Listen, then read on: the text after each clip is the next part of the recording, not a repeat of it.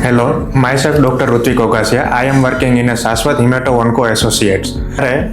એક્સ્ટ્રાવાસ્ક્યુલર injury થાય ત્યારે આપણી ચામડી છે તે લાલ પડી જાય છે, નસમાં સોજો આવી જાય છે અને લોહી ગંઠાઈ જાય છે. તો આને કહેવાય છે એક્સ્ટ્રાવાસ્ક્યુલર ઇન્જરી. આ થવાના મુખ્ય કારણો ક્યાં હોઈ શકે? એક, જ્યારે કેન્સર પેશન્ટમાં કિમોથેરાપીની દવાઓ આપે છે ત્યારે તે ઘણી બધી કિમોથેરાપી જ્વલનશીલ હોતી હોય છે. તે જ્વલનશીલ દવાના કારણે એક્સ્ટ્રાવાસ્ક્યુલર ઇન્જરી થવાના ચાન્સીસ છે. બીજું કે જ્યારે સોય મૂકવા ટાઈમે જ્યારે સોય હલી જાય છે અથવા તો સોય નસની બહાર જતી રહે છે ત્યારે એક્સ્ટ્રાવાસ્ક્યુલર ઇન્જરી થાય છે. હવે આપણે વાત કરીશું કે આમને કઈ રીતે અટકાવી શકાય છે. તો તેના માટે મેડિકલ હેલ્થ સાયન્સે ઘણા બધા વિકલ્પો લાવ્યા છે. તેમાંથી 3 મુખ્ય વિકલ્પો છે આપણી પાસે. તે છે કીમોપોર્ટ ઇન્સર્શન, હિકમેન કેથેટર અને PICC લાઇન. એમાંનું એક આપણે જે વાત કરશું કીમોપોર્ટ ઇન્સર્શન માટે.